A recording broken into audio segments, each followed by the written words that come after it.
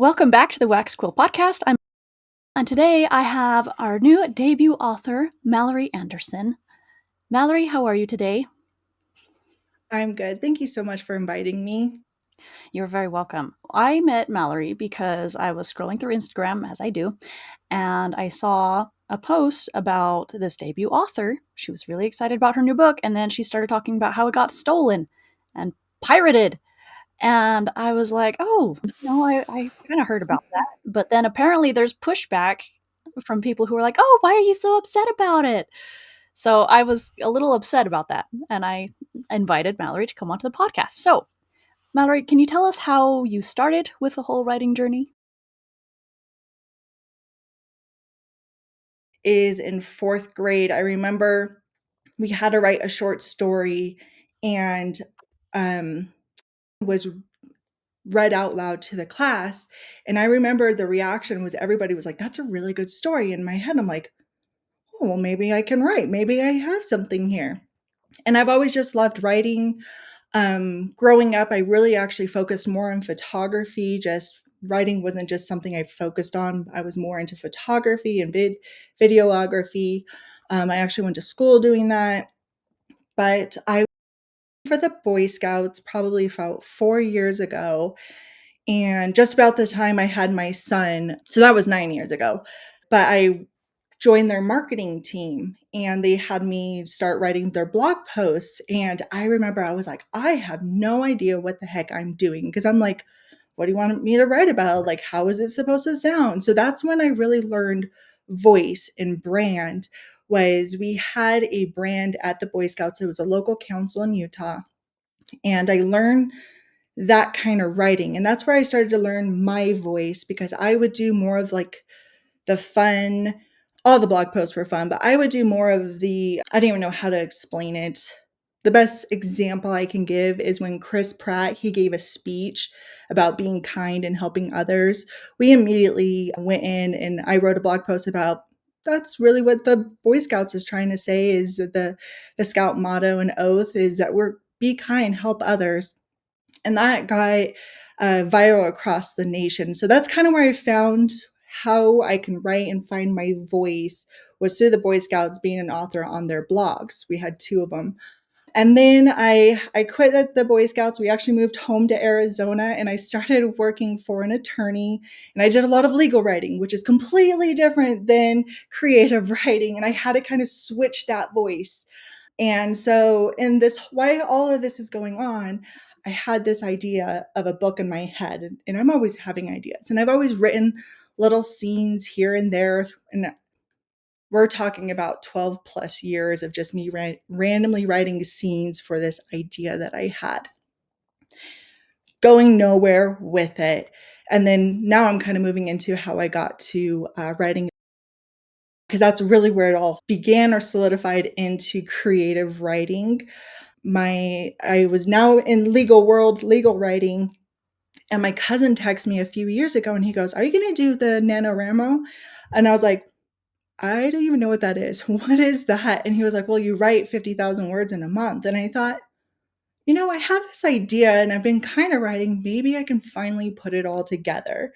So that's when I finished my book, Attraction and Repulsion. And that's where I really started doing my research, started reading plot structures and story structures and getting beta reads and doing all that. And I took my creative writing seriously and wanted to make a career out of it. So, long story of how I began at the Boy Scouts with my writing, getting into legal writing, and going back into creative writing and doing it for my own personal career outside of what I was doing outside of the home, basically. Wow, that is amazing. That's a lot of different, very, very different fields for you to combine, but that's And really it's a cool that very you were long able to do story. that. Yeah. Mhm. That's amazing. So, are you still a paralegal writer? Yes, yeah. So I have been at this law office for almost 4 years now. I think next week I would be 4 years.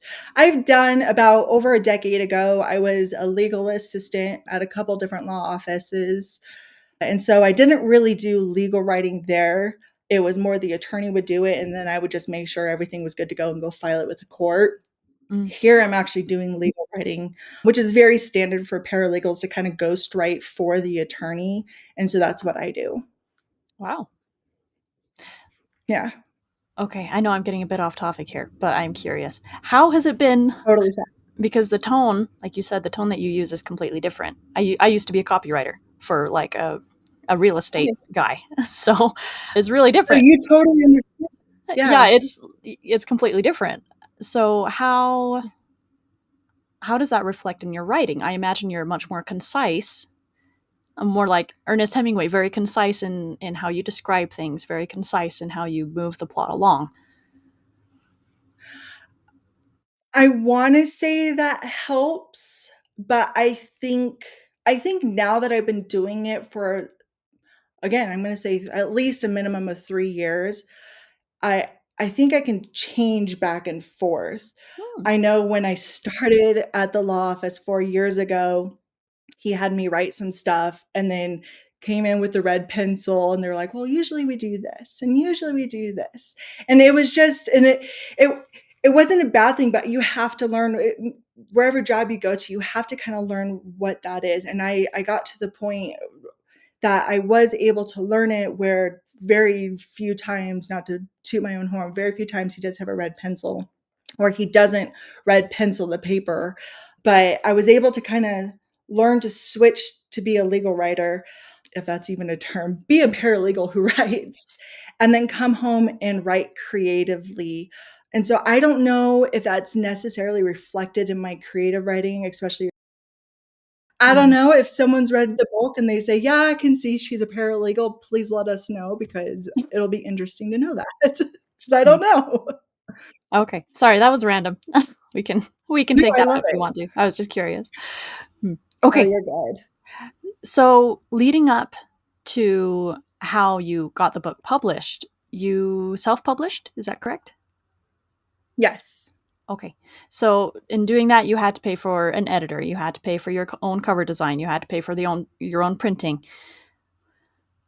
Can you give me an estimate of how much that cost, or just a big Y Yeah, it's a little bit different. I've heard a huge range for different self-published authors.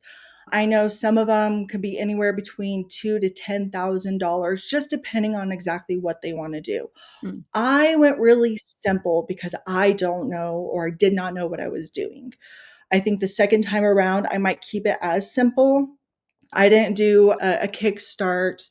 I didn't do commissioned. I didn't do any of that above and beyond to really market my book. I just, because I didn't know what I was doing and I was kind of testing the waters, but I really wanted to get my book published and I wanted to at least get the story good and get the story out there and maybe do the marketing later.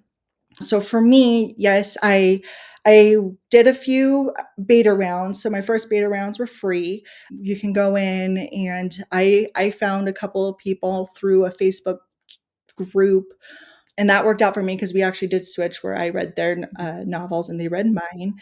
And then my second round, I did a paid beta read, and that was not costly, but a fair amount to get paid. And that was very helpful with story structure. She followed the Save the Cat Writes a Novel beat sheet, and I really appreciated that because that was something I just learned. And I was like, oh my gosh, I love this. And then I did hire 2 editors. I had an editor that did the copy and line editing, so that was kinda 2 for 1, and then I hired a proofreader, and then I did hire someone to do the cover design. Even though I have background in graphic design, I was like, "This is a little above and beyond because I've never done this before. I'm gonna hire someone." And I love the way it turned out. I couldn't have done it better myself.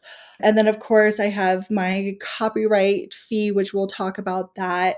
You have your like you said, printing fees and stuff like that. So I think for me, I was probably around that $2,000 range. mm. And what, And what I was gonna say I think that's like the bare minimum is about the $2,000 range. mm. That is quite an investment still, you know. Yes. Yes, it is. So what were your expectations? What were you hoping for? when you finally published your book? And did you just do it in the physical copy, or did you have an online or a digital copy as well? So yeah, Attraction and Repulsion is available in paperback and ebook. Oh, I did.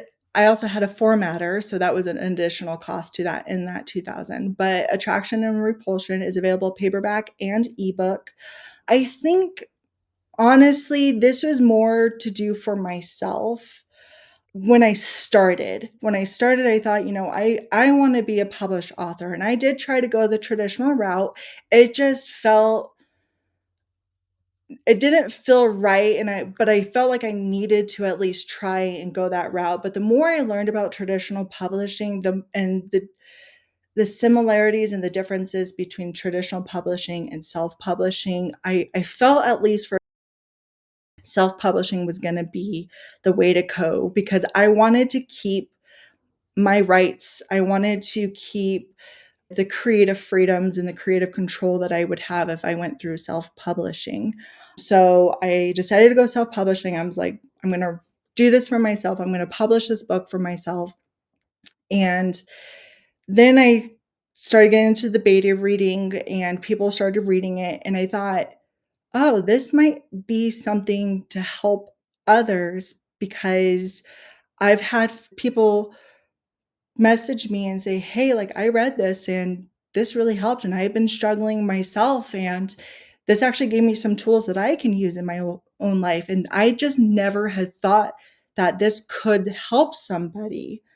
And so I think now it's more of a way for people to read Carson, who's the main character, read her story, see how she deals with her mental health and the struggles and the way she goes about it. And hopefully it could help someone get to a better point in their life and take control and to keep moving forward. Okay. Whoa, that's so cool. So tell me more about the story then, because this is bigger than just your journey as a writer now. This is about your awesome story. Tell me more. Yeah, so Attraction and Repulsion is about a small town attorney. Her name is who was involved in an accident that left her alone, and it left her with emotional and physical scars that she can't stop inflicting on herself.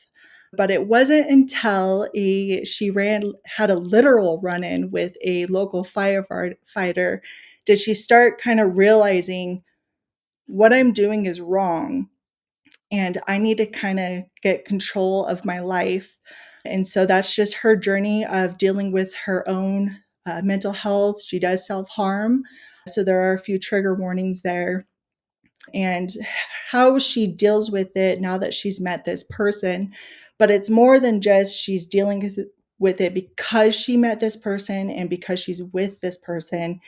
It's more of a grander scale of she doesn't feel like she deserves love, but it's not just love from the love interest, but love from her found family, her friends. She doesn't think she deserves this love. So as she's dealing with it with this love interest, she finally realizes that she deserves love from everybody and even from herself. Oh, wow. Yeah. That's great. Yeah, I can see how that would be helpful for a lot of people. Well, Well, I hope so. that makes me even more mad that people stole it. Okay. Yeah. So, you said you wrote this incredible story that's very helpful for a lot of people, right? You paid for it to be published. You published it. How long was it between when you published this story and when you figured out, or how did you find out that it had been, what is the word, pirated? How did that happen? Yeah, pirated. So it was 1 or 2 days. I think it was 2 days. It got published on a Monday. And I think it was either Tuesday or Wednesday that I found out. And the reason I found out was because the week before I was down in Phoenix. So I live in Arizona. I was down in Phoenix for an arbitration with the attorney, and we were talking about it. And so we were like joking around of like, look it up on Google and see like where I rank at in Google.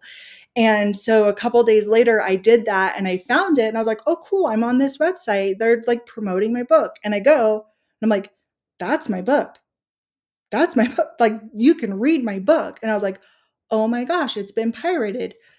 But I think a week or two prior to that, another author was just pirated. So it wasn't a shock Mm. because I already knew this other author was pirated. And when that happened to her, I guess subconsciously I thought this is probably going to happen to me. So when I saw it, it was kind of like a, yeah, that's my book, but also at the same time, yeah, that's about right. It Ah, was bound to happen. So I think it was about 2 days just because I was just Googling my book and I found it. And I actually found it on 2 different sites.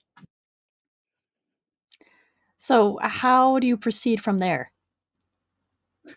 So, and what an author can do is first, what I did, what you can do to prevent, let me start off with this. I think that if a pirate is going to pirate, they're going to do it no matter what your preventions are.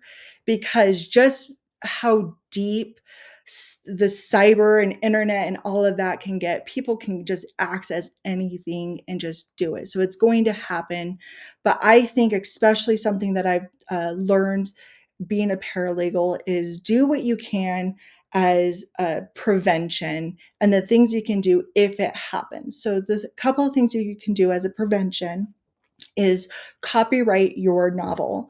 It's a simple $65 fee. That may be a lot to some and that's okay, but it is worth your 65. It's worth the $65 because you officially have copyrighted your book with United States copyright.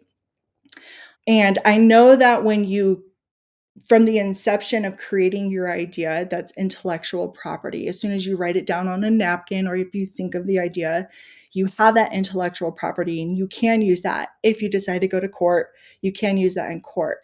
But I highly suggest, I'm not an attorney, I'm not giving legal advice, but I highly suggest getting your book copyrighted. That's just another prevention. You have intellectual property, now you have your copyright. Something I did when I was dealing with my beta readers or anybody who read my book is I did a kind of like a non-disclosure of, hey, you're not going to talk about my book. I also said, you're not going to copyright my, or you're not going to steal my book either. These are my ideas. It's intellectual property. And I had them either sign something or just write back, I agree. And that way there was some sort of, not, I'm going to call it an informal contract with these readers who were reading my book before it was published, saying you agree not to steal my ideas in my book. I know that when people do ARCs, advanced reader copies, the funnel, that's one that's highly recommended. Kayla, the author of, she highly recommends funnel because I guess that's I've never used it. I didn't send out ARCs, but I guess that's a secure way to send out ARCs. So there's that. But if your book does get pirated, a couple of things you can do. There's something called the DMCA. It's the Digital Millennium Copyright Act of, I think it's 1996. What that is, it's an act that allows writers or authors or artists of the work to submit a report.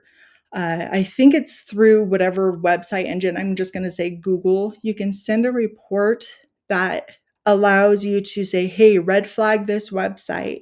And supposedly, the way I understand it, is the DMCA is supposed to investigate it and hopefully take down that website from that search engine. So when you're Googling or whoever, I don't know what other search engines, you're able to not see that. So that's something authors can do is file a report with the DMCA. Another thing is the Internet Crime Complaint Center. That's the IC3. It's a cyber complaint center where you can file an incident report with them. So there's two different ways that you can go about. You're going through the FBI to file a complaint, and you can do it through the DMCA to file a report there. What you can also do is do a notice to cease and desist. There are a bunch of different templates that you can just Google. When I was looking at them, a lot of them were pretty clear. I kind of knew what I was looking for, what I wanted in a cease and desist, just because I have that legal background of what we usually put in stuff like that. But you can do a notice to cease and desist. You can also do your research on the US Code Title 17. That's the copyright law of the United States. I know it's a lot of legal jargon going on right now, No, this is but recorded. I can go back and listen to it again. yeah. So yeah, the Title 17 of the US Code, that's the copyright law of the United States. And what it is kind of, it tells you what your rights are as a copyright owner, the different remedies and damages that you can go for, what you can do, what's considered copyright infringement. That is something that you should probably look into adding into your notice to cease and desist. But I think an author or a copyright owner should kind of brush up on that just to know their rights. But what someone can do is also consult with an attorney. I know some attorneys do free consultations. If you do a consultation, you don't have to hire that attorney. You can literally go in, talk with that attorney, say, "Hey, I'm doing this or this happened," and consult with them. We do have people we don't do copyright law at the law office I work at, but that is just something we offer as a consultation where they don't have to hire us. They just get to speak to an attorney for an hour kind of thing. So again, I'm not giving legal advice, but if you want legal advice, search, I think you would call it like copyright infringement or copyright intellectual property law attorney near you or something like that, and talk to an attorney just to see what your rights are if your book has been pirated. Mm-hmm. Okay. That's a lot of good information. It's a lot of information. What happened with me was it happens, but again, there was so much going on at work and I just published my book. And so it's like I'm dealing with my writing career, my legal career. I am a wife, I am a mother. I have so much going on and I just kind of set it off to the side and I'm like, I'm just going to keep moving forward and pretend that it's not there. But in my head, I thought, I need to do something, even though, again, like I said earlier, pirates are going to pirate, criminals are going to do crime no matter what we do. But I still felt like I needed to do something. So I did. I took the steps that I felt was necessary for my journey and my writing career and this book. But it did take me a couple of weeks to just kind of fully wrap my head around what happened and what I should do. But yes, it is a lot. And I finally sat down and did a lot of research. I would have been so mad. How did that affect how you felt as a writer, as an author? How did it affect your? I imagine there's like a euphoric feeling of triumph that comes over you when you publish a book. I'm not published yet, but I certainly feel that way when I finish a draft, and I imagine Yeah, yeah. it's a lot bigger. So, how did that affect your celebration of writing your book and your outlook towards writing more books in the future? Yes, there was that moment of, holy crap, I'm a published author. Whether someone buys my book or not, whether it's just family members who buy my book is published and it's out there for the public to read. And that was really, really exciting. It was kind of a very surreal moment because you go for so long working so hard for this dream. And then it happens and you kind of just don't know what to do with yourself. It's like life is still happening around you, but you know that you're a published author and you have people you don't even know buying your books and you're just like, "Oh my gosh, this is happening." And then for 2 days later to see that it's already been pirated and it's just like, "Oh my gosh, that what?" So it was a bit of a slap in the face, but I think because I another author had this experience and shared her experience, again, subconsciously, I was already mentally prepared for that. And then I have been working with Australia. I did a beta read for her. She lives up in Washington. She just published The Phantom's Melody, and she saw that my book was pirated, and she messaged me. She's like, "Oh my gosh, my book is also pirated." So immediately, within I think a week or 2 weeks, that's 3 authors who have been pirated. And then I think a week after that, a fourth author came out saying their book was pirated. And it was just boom, boom, boom. I have been very blessed to have positive feedback about it. I know two of the other authors have had very negative feedback about them saying, my book was pirated. I'm not okay with this. Well, it almost sounds like it's something that you need to expect. You need to expect it just to be pirated. And I imagine, well, I read some of the comments. I think I'm following some of the same authors, and some of the comments are, Yeah. "Oh, you should be complimented. People want to read your book." And I I, don't know. I think that's I don't where, understand it. I just don't understand. yeah, I think that's where the fury comes from. Not that the fact that the book was pirated, it's the fact that people are okay with a criminal act. It is illegal to steal somebody else's work. There are many other resources out there to get a free book.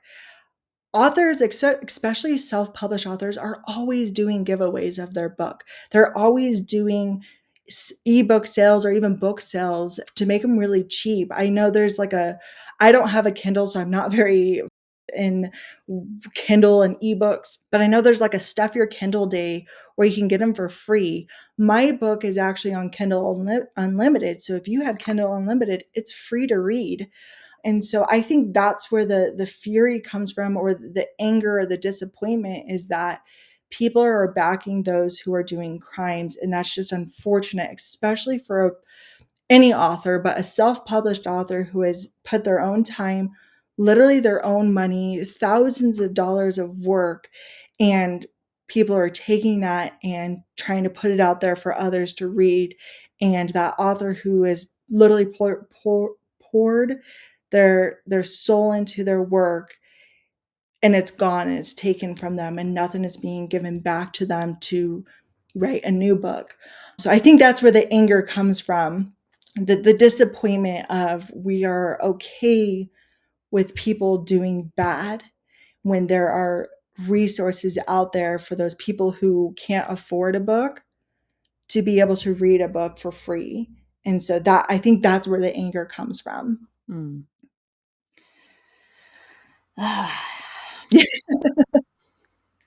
Mm. So, again, I have been very blessed and fortunate to have the positive support of when it happened to me. But again, we think we're thinking of the same authors who had negative support, and it just, that blows my mind. So it's kind of like, what do you do? What do you say? We just kind of move forward of, expect your book to be pirated, but do the prevention and then know what you can do if it does happen. Mm. Wow. So,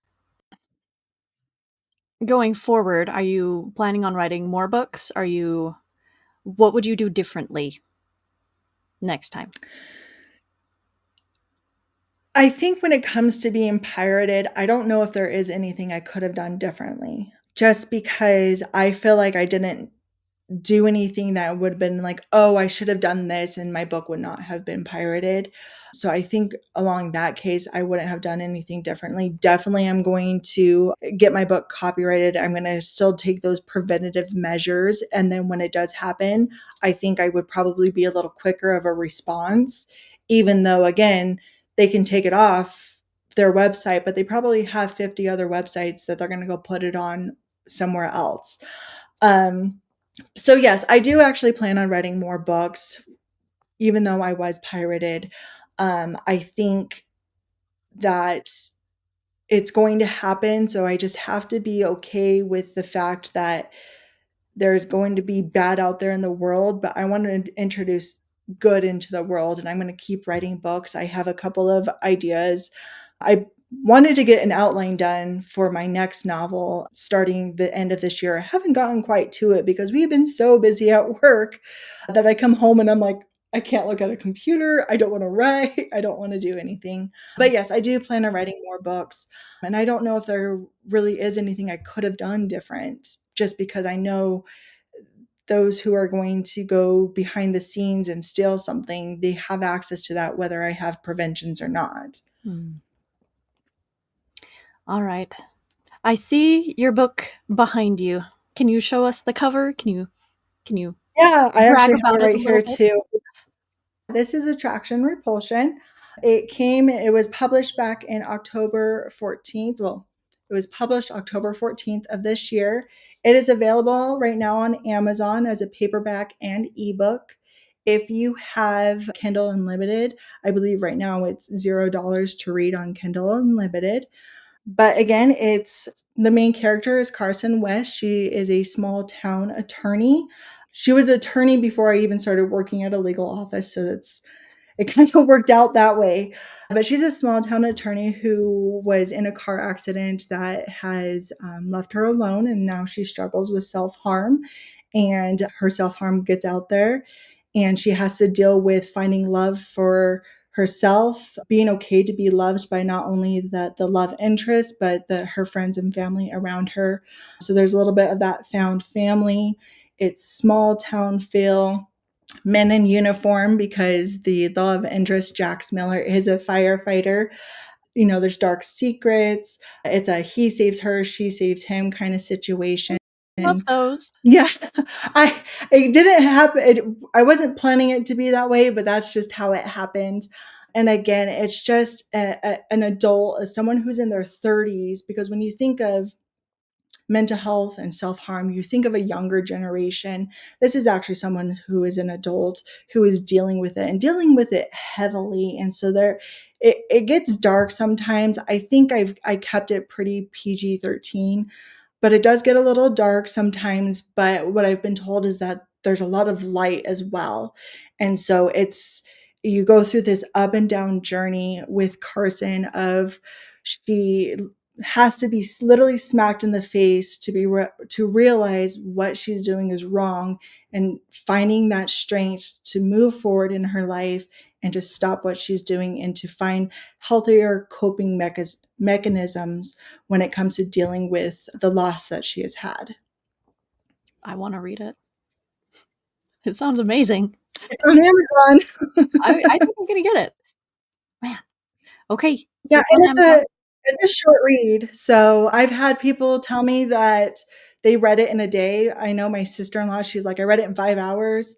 So I guess if you're a speed reader, it's a very short read. If you're a Mm, slow reader like me, probably I'm not going to put a time on it, but mm. it's a fast read, and I've had very positive feedback on the story. I was a little nervous just because of what the themes it's dealing with. I think a lot of people will say, well, that can't happen, or that's not real, and oh, she's only getting help because she's with this love interest, or she wants to be with this love interest. That's what I was thinking in my head that's going to happen, but I've had very positive feedback of that she's not doing it for this guy, she's doing it for herself. She's taking those steps to, instead of choosing self-harm, she chooses other things that are much more healthy. And like I said in the beginning, I've had people come back and said, I never even thought to do that. I'm going to do that with my own health and my own struggles. So Wow, I love it. Thanks for writing it. okay. Well, thank you. You know So what? If there's a positive to my book being pirated, is even though I do not condone it, if those whoever reads it from those pirated sites, I hope it helps them if they are struggling with anything. So maybe that's the positive of it. that's a very I that's a very Christ-like way of looking at it. So good for you. Thank you. I mean, there's only so much I can do. I feel like I did what I needed to do in the beginning because I do have the legal and law experience. So I took those preventative steps, Mm. and it still happened to me. And so I guess if I have to put a positive light on it, again, I don't condone it. I don't agree with it. I think there are resources out there for people to access free books. But if those people who are reading it illegally are struggling, maybe Carson's story can help them with their struggles where they can keep moving forward and they can find their own self-love and start making the right choices for them. Well, thank you. Guys, go buy her book. The link will be below. And If you could give some homework to the audience that consists of writers to help them on their writing journey or their publishing journey, what would that piece of homework be? Well, because I'm a paralegal, this is going to be my piece of homework. It's going to be research Title 17 of the US Code, learn it, understand it, copyright your work, and if you need to, consult with an attorney if your book or your work gets pirated, consult with an attorney if you just don't know what to do. Again, there's a lot of resources out there. I can't give legal advice, but I can kind of help you, point you in the right direction. But that's my homework, is to do your preventative maintenance, but also know what to do if it happens to you. Do you have any idea about how much money you've lost because people are not buying the book? Or is it that they wouldn't have bought the book in the first place and they're only reading it because it's free? It's one of those accounting things, where you No, don't know. I think that's a great question. I would not know exactly the amount of money I could have lost or did lose. I think we would have to go into the analytics of those sites, of Mm. their page reads and site visits. But something that I learned is once you find your book that's been pirated, just pull the link, but never search it again, because the more you search it, the higher it goes up on Google ratings.